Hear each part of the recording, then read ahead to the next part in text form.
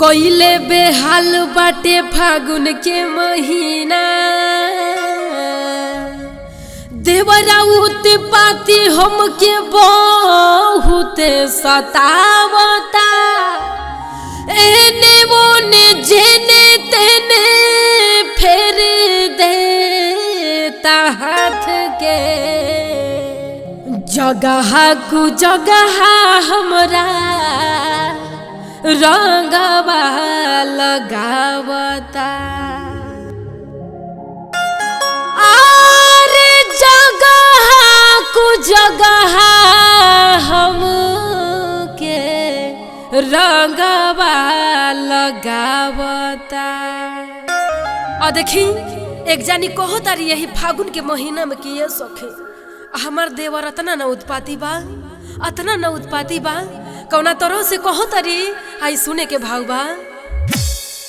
सरररा चुगीरा सरररा बा भाई बा बा खिलाड़ी बा। दिल्ली में लाल किला किला किला, दिल्ली में लाल किला किला किला। होली में देवर कइलो किला गिला। तोनी देखो देखो ये होली है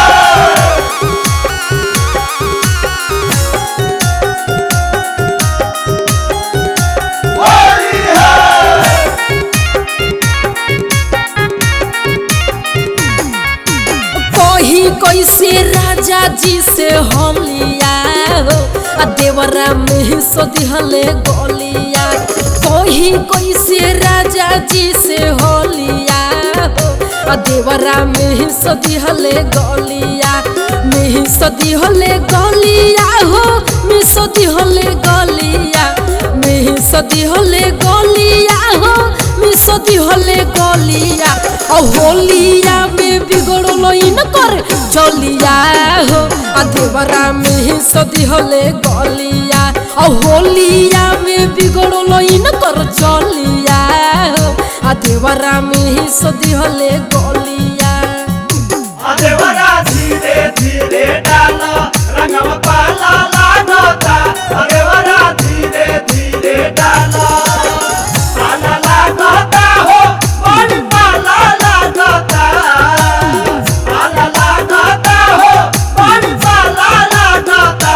रंगवा धीरे धीरे डाला देवर पाला लागता। रंगवा धीरे धीरे डाला।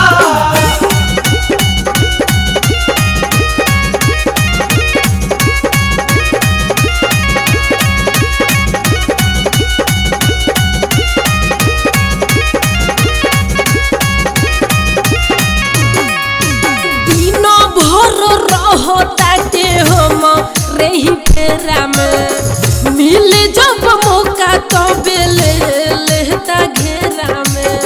ए सखी साचो में दिन भर रहताटे हम रही फेरा में मिल जब मौका तबे ले लेता घेरा में।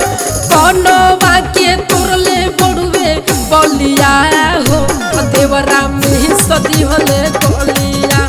कोही कैसे राजा जी से होलिया हो देवरा में सोदिहले गोलिया।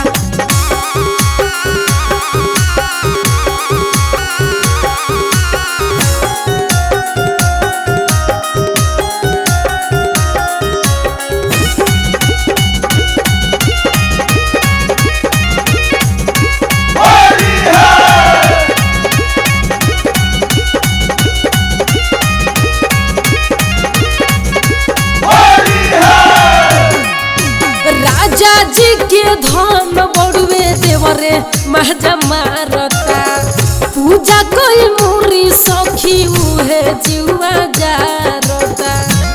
ए सखी का कहे राजा जी के धन बड़ुए उहे महजा मारता। पूजा कोई मुरी सखी उहे जीवा जारता। हरो घरी निरखे भमरा गलिया हो देवरा में सोदिहले गोलिया। कोई कोई से राजा जी से होलिया हो देवरा में सोदिहले और गोलिया हो।